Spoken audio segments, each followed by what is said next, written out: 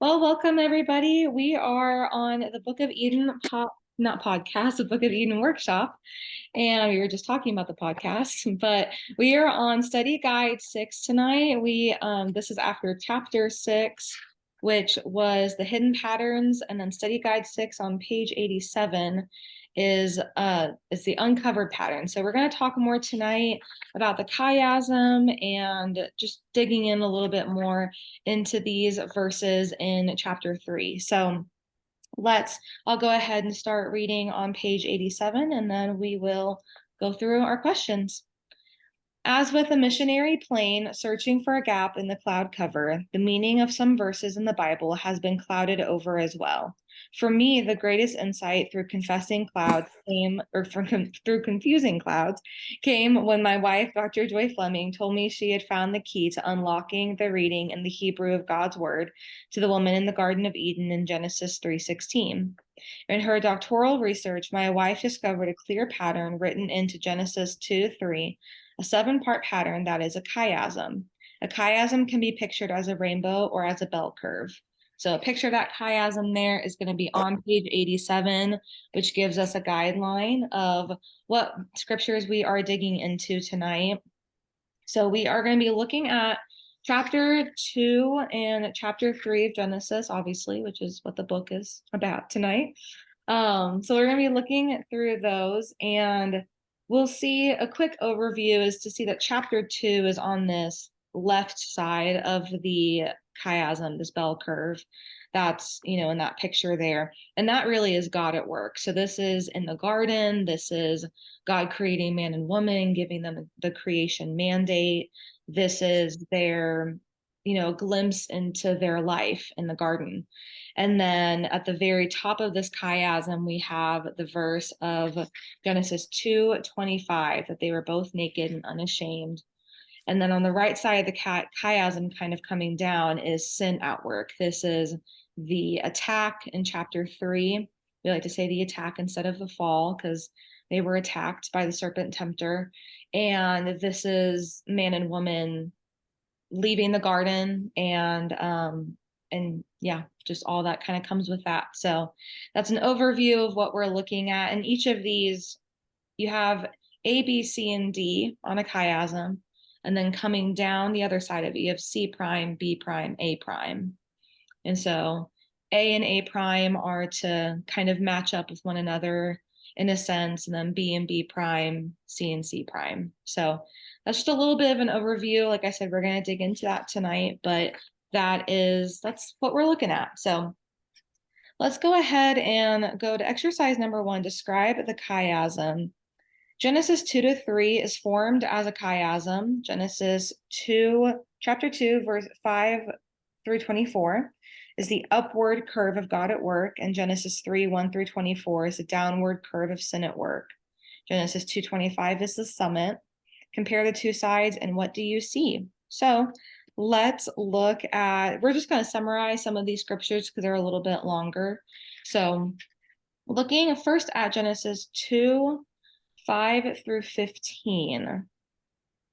Let's see what do we see kind of an overview happening in Genesis 2:5-15? God created a good earth and everything in it. Yes, yeah, it was all good. Yeah, and we see man coming into the garden in this time. And man's in the center of it and is supposed to work it and take care of it. Yep, that's good. And so then so that would be A on the chiasm. And then going over to A prime, let's go to kind of compare in a sense. Genesis 3, we'll move over a chapter 8-24. So what's kind of an overview, a summary of what we see happening in chapter 3, verses 8-24?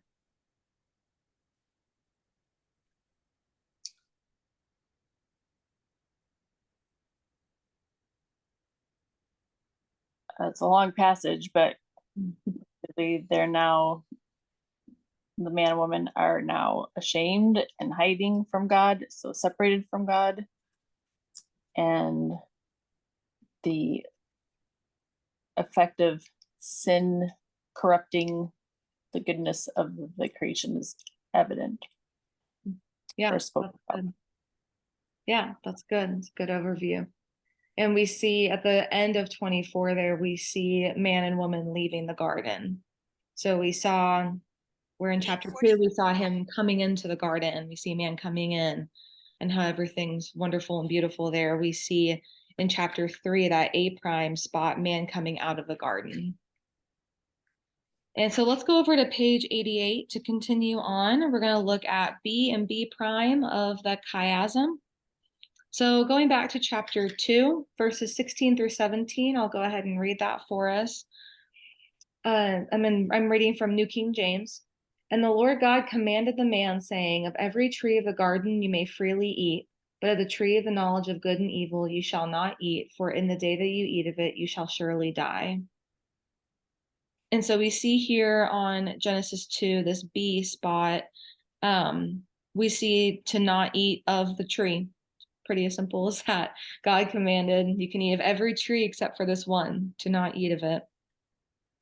And then in Genesis 3, verses 6 through 7, the B prime, we're going to fill in. I'll read there as well.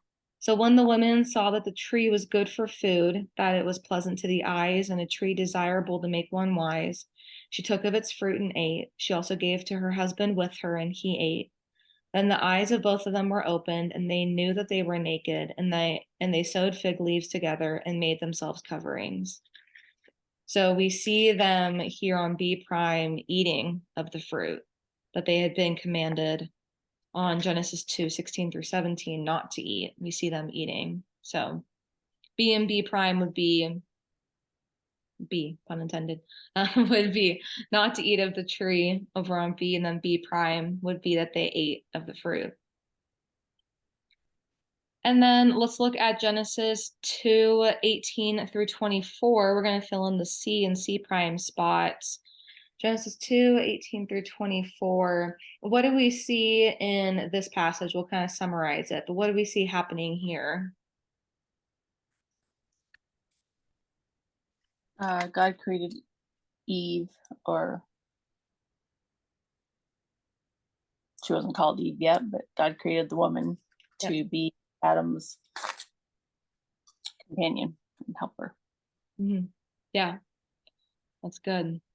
And they each knew God really well. They both were face to face and intimate with the Father and got to know him real well. And they were both created, and then everything was wonderful and very good. And then Genesis 3, 1 through 5. This is the beginning of the attack story here. We see what we see here is God being questioned, and we see man and woman becoming separated, that where they had been really together and leave and cleave was the word that's used over in Genesis chapter 2, where they had come together, they were unified, and they were partners together. We now see them becoming separated, and we see sin enter, and God being questioned as well. And then, so that would be C and C prime there. And then how does Genesis 2:25 act as the summit on this chiasm, that D part? How does it act as the summit? I guess that was the pinnacle of perfection, or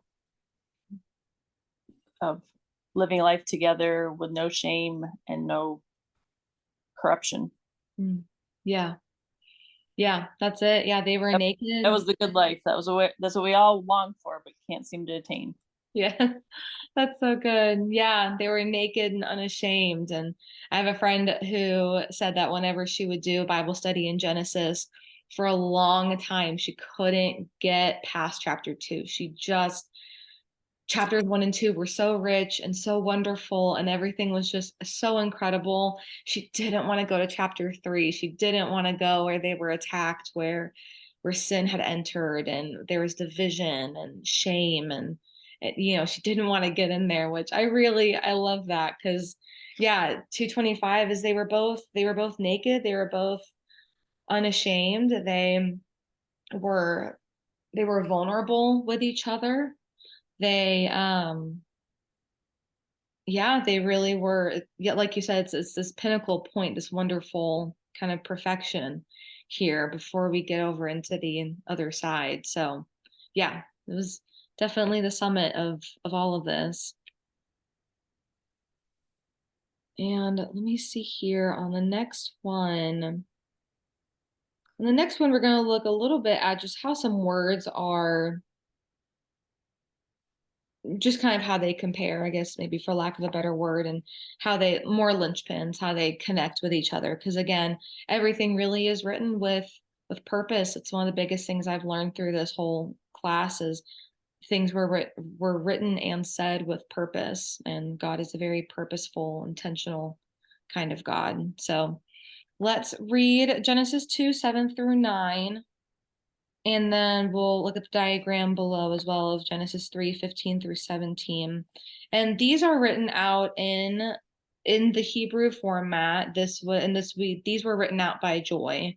So it may not be exactly how we have it in our translation, but this is written out by Joy here. So looking at verse 7, it says, formed the Lord God the man, meaning he formed the man.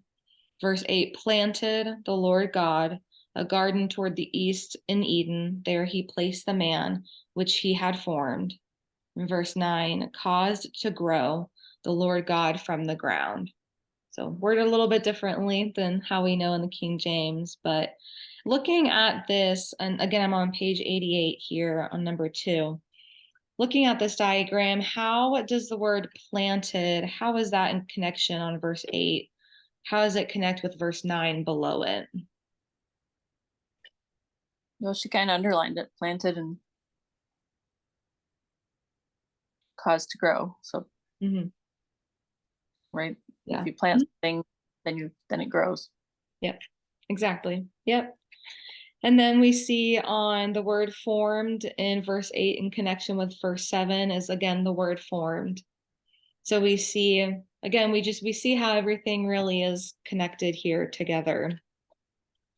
And then from the text below, so on number 3, we're going to look at verses in chapter 3, verses 15, 16, and 17, little abbreviations of them, I could say.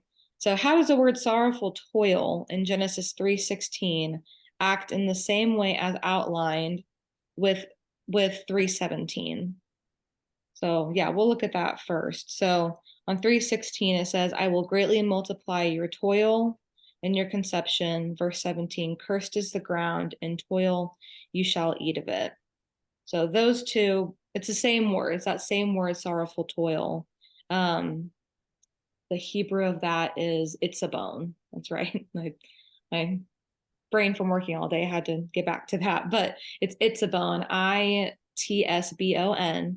Word itzabon is used in talking to the woman in 3:16 and then in talking to the man in 3:17. And neither times is that word talking about childbirth, childbearing, child rearing. That's not the word for it at all. It's talking about the ground. So there's toil on the ground that you're going to have. So God talks to the woman first and says, you're going to have, the ground's going to be hard to work. And then he says that to the man as well. So they both had itzabon. They both have toil on in field work. And then looking at 3:15 and 16, I'll read that for us. I will put enmity between your seed and her seed. He shall bruise you on the head, and you shall bruise him on the heel. Then to the woman, he says, I will greatly multiply your toil and your conception. So how do seed and conception connect there?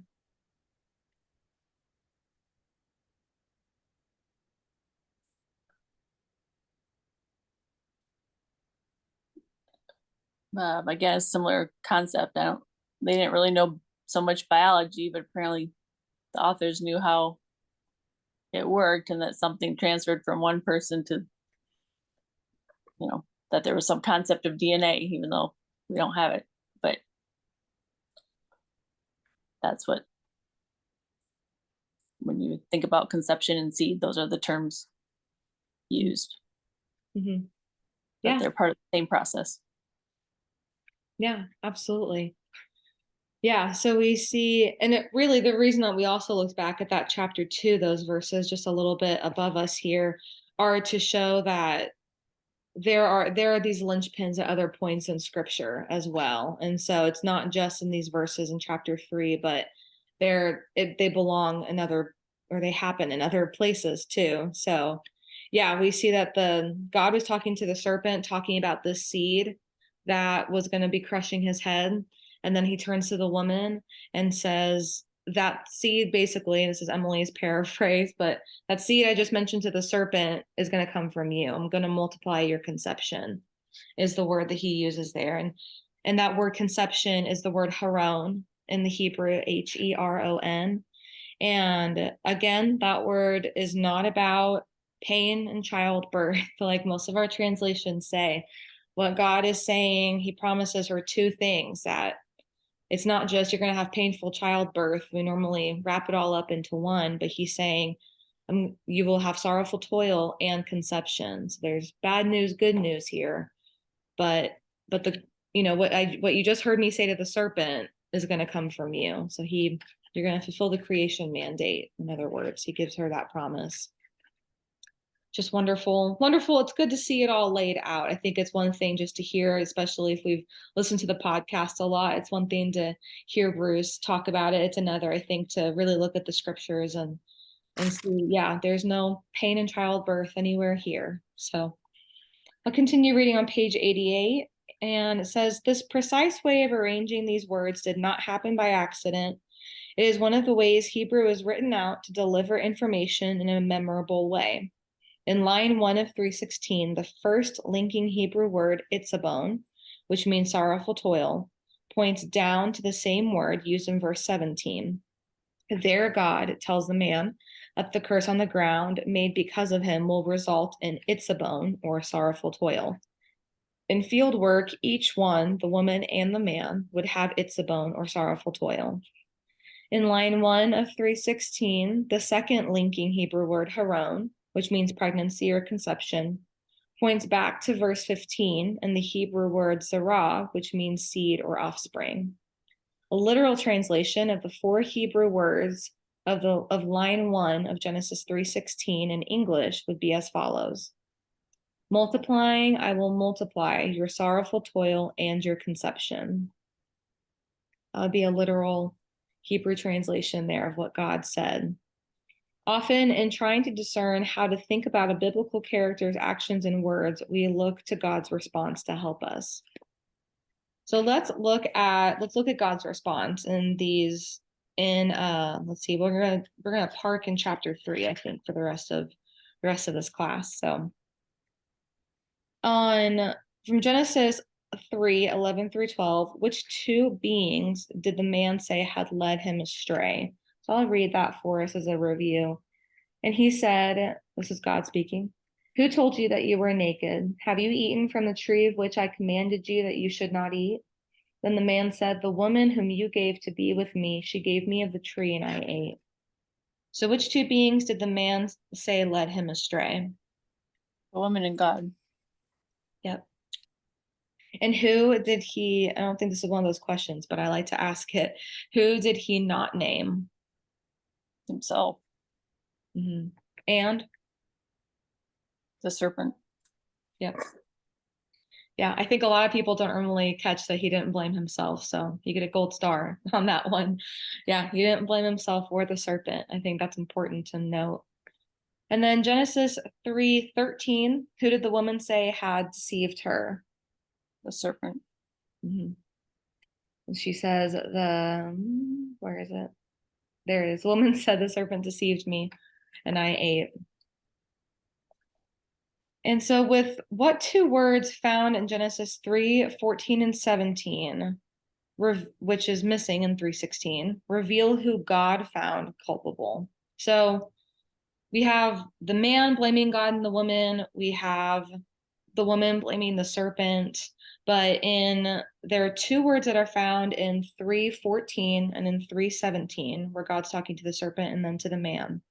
And those two words are not in 3:16 when he's talking to the woman. So what two words are those and that reveal who God found culpable?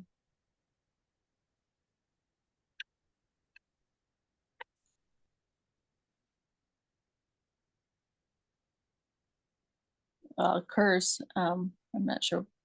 3:14. Trying to do back and forth here. Yeah, you're good. Yeah, who does God say this happened? Yeah, who's he find culpable here? He says because You have done this. So he's talking to the serpent. in 3:14. And then in 3:17, who's he talking to? Adam, because you listened to your wife. Yep. Yeah. So God says to the serpent and to the man, because you.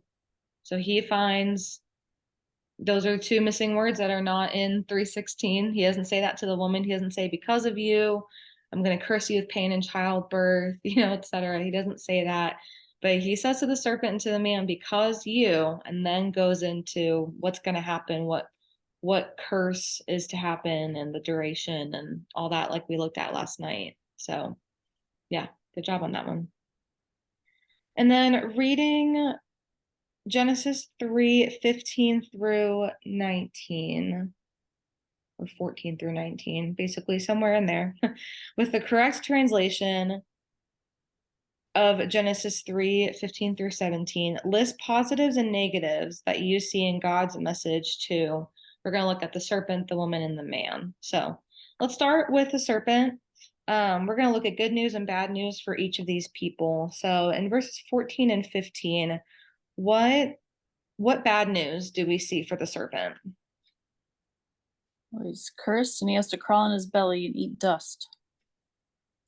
Yeah. And he is an enemy of the woman's and is eventually going to be crushed.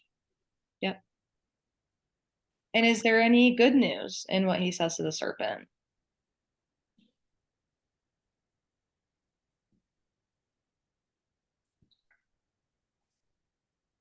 Well, he didn't do away with them. Good point. It's not really good news for the serpent. It's one of my favorite trick questions to ask. It's really good news for us. It's the beginning of the Protevangelium where he says this seed will crush his head. That's good news for us. It's not for the serpent. But it's really all bad news for the serpent. There's nothing, but to your point, he didn't, strike him dead right there. So Yeah. And then looking at 3:16 with the woman, those 11 Hebrew words, what is the good news that is mentioned? She's going to have children. Mhm.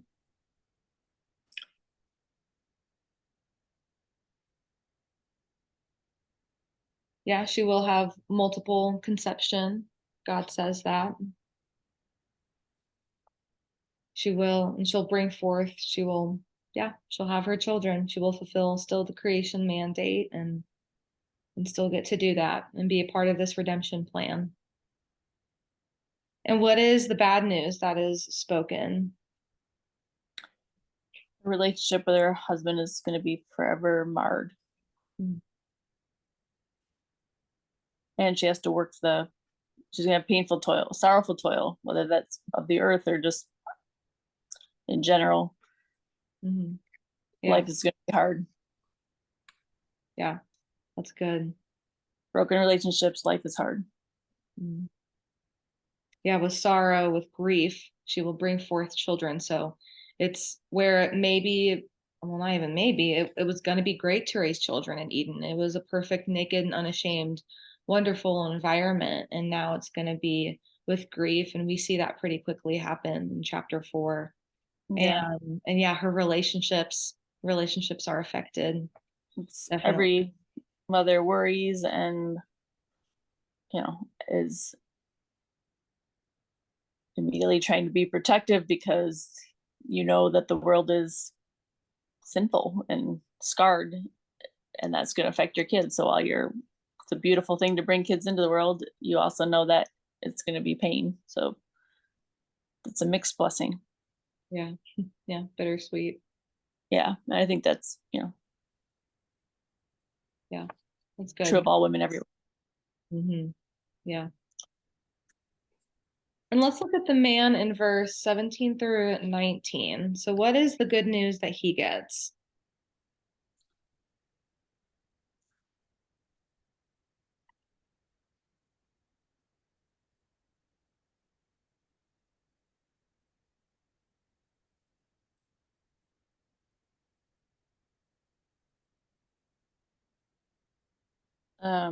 The good news, he still gets to live and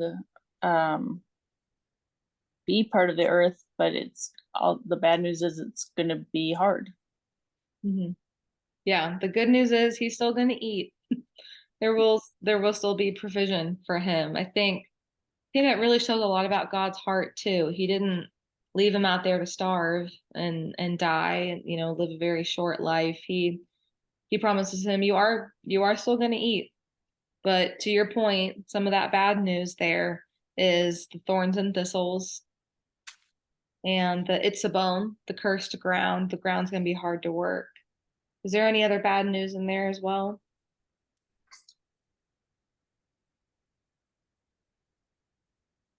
He's going to die. Mhm. Yeah, there'll be an end to his life where he not faced that before. Yeah. And so what do these lists, these good and bad for each person or each character here, what do these lists reveal about God's response to each person?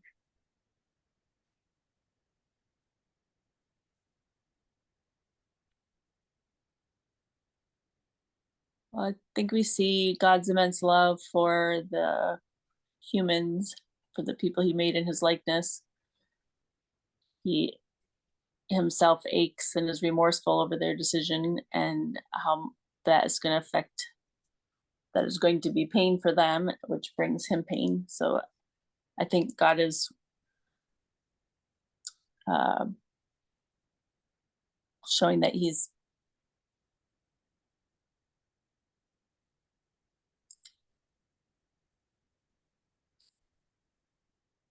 he in his love, he feels the pain, just like when our kids do something stupid and get into trouble, like we ache for their decisions. He seems to be showing that response. Like, if you've, I mean, if I read it, if I think I'm reading it correctly, which is why I'm going through these things, the bigger picture to me is that God's saying, you chose control, you chose to be to question my control of life, and just to have control of yourself, and that's going to bring sin, and with it every other host of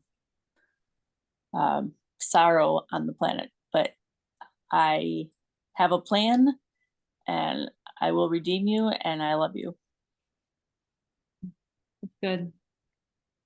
Yeah, I love that. And let's look here in closing. Let's look here at Genesis 3. We're going to look at chapter 3, verses 12, 15, and 16. And we want to see how that sheds light on why 3:16 is so often mistranslated and misinterpreted. So these are, I'll go ahead and read these for us. So, let's see, verse 12. Then the man said, "The woman whom you gave to be with me, she gave me of the tree, and I ate." So we'll kind of just take one at a time here, but how does that shed some light on why Well, 3:16 is so the often? man's blaming the woman, so it's doesn't take it too far to go for the reader to blame the woman. Like, yeah, she put him up to it. Yeah. And then 3:15 says, "And I will put enmity between you and the woman, and between your seed and her seed. He shall bruise your head, and you shall bruise his heel."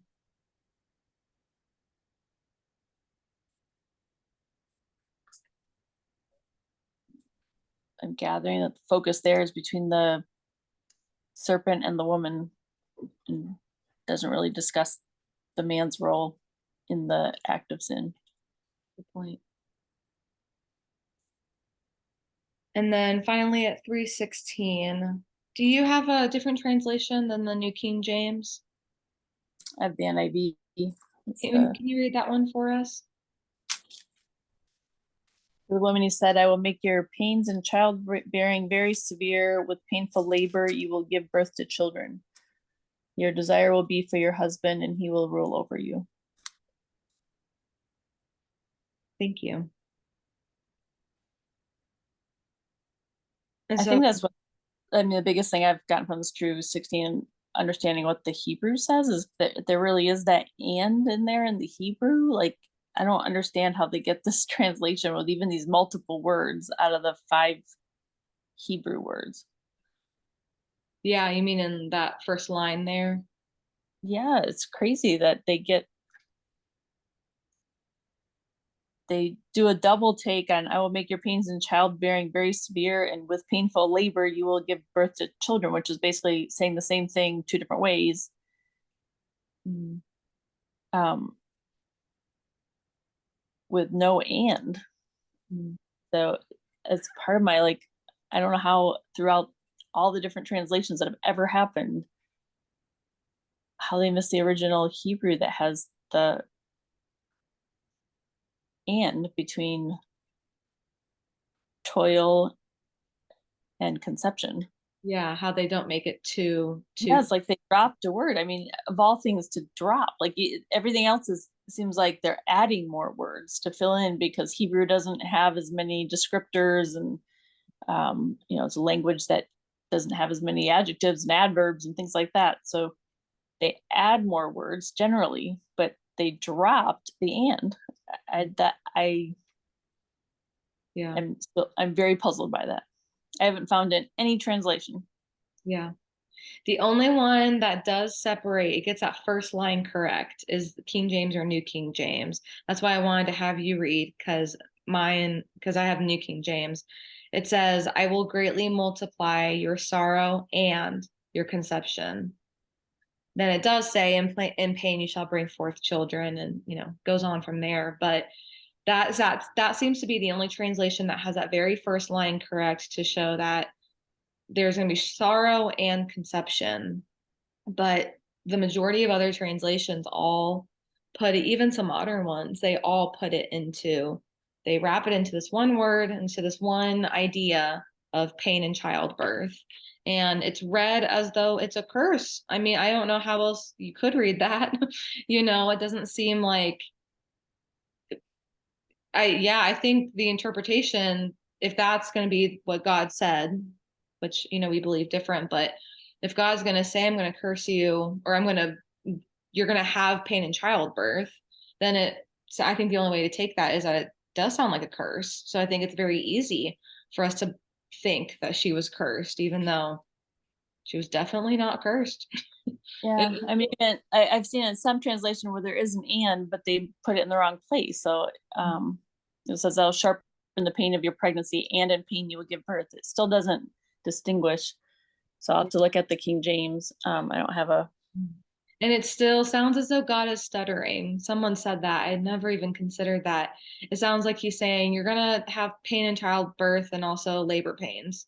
Well, that's the same thing. Like if that's I mean, really the like Psalms and Hebrews, like there's often like a repetition, and that's, these were often recited and done from oral tradition. So repetition is one way of driving a point home, but I don't.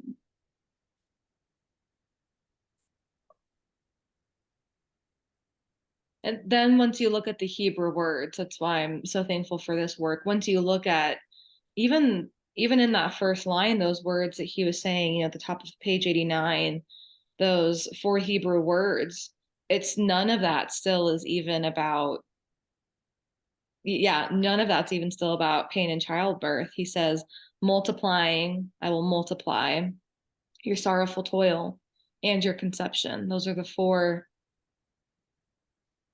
yeah, the 4 words there. Obviously in English it's, a little bit more than that, but 9:13 p.m. Yeah, the question with the multiples, yeah. Again, misplaced and. So it's very puzzling. yeah. Yeah, definitely is. I'm so thankful for the just for this work and to be able to really, really dig in on this and see that, that's not what God said. This is, and it reads very differently when you realize what he's really saying. So, and Joy's not referring to some odd Hebrew, like some disputed original Hebrew text, like it's what's accepted as the original Hebrew text. I believe so. That might be a good question for Bruce tomorrow, but yeah, I believe so.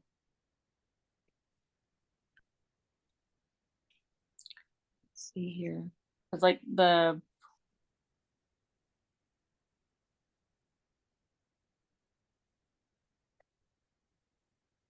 it was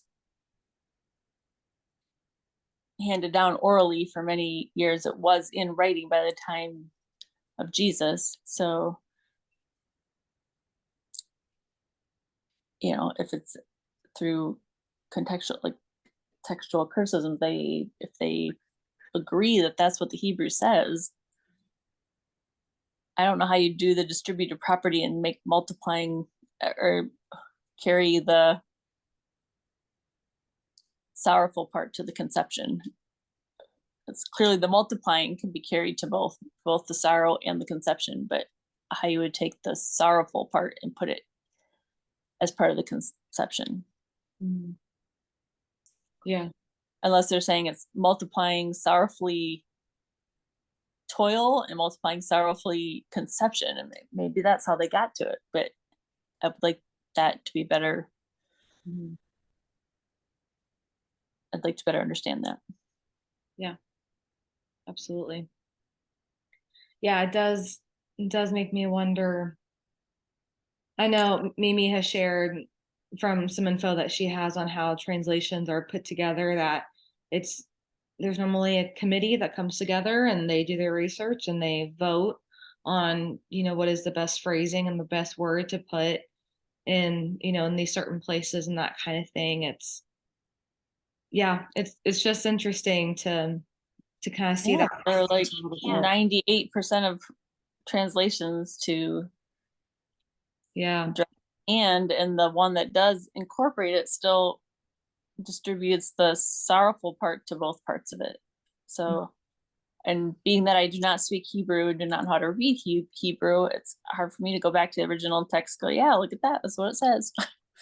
Yeah. Thankful for Hebrew scholars that can clear this up for us, like Joy. Right, but how is it that most Hebrew scholars like don't say, well, wait, we're not writing this right? Like, yeah, I guess what's taught, like at all the seminaries, like everywhere. mm-hmm.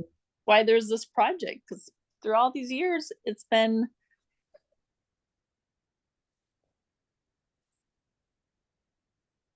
promulgated just, inaccurately. And it's kind of the,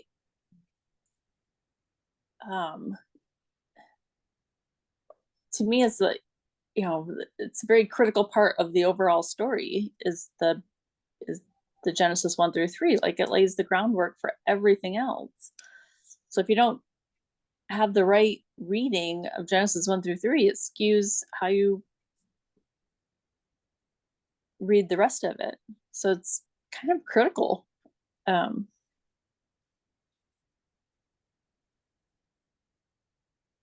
Absolutely. Yeah, and that's why I love that we really spend some time digging in on these 2 chapters. I never thought that you could spend a couple weeks or longer on looking at all of this. Like but when they translated it into the Greek, which is what the Pentateuch was, or Aramaic, they wrote to it was. Like I'd like to know how it was translated there. Like, did they get it? Was it already, kind of tarnished at that point, or is there some point in time that it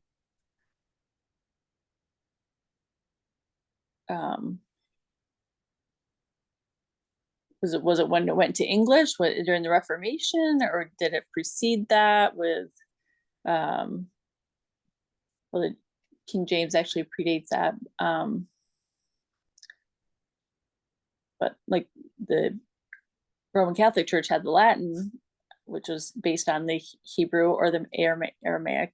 Like, be interesting to know what the interpretations there were. Yeah.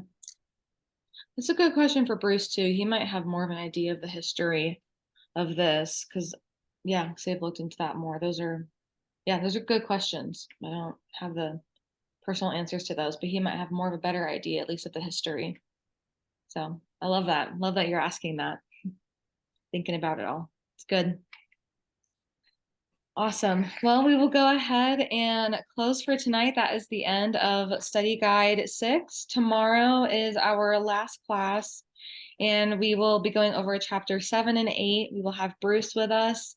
He is going to help us go over the 11 Hebrew words, and then chapter 8 where it says God judges Adam. So we're going to look into this just a little bit more tomorrow night, our last class, again 7:30 Central, and hope to see you there.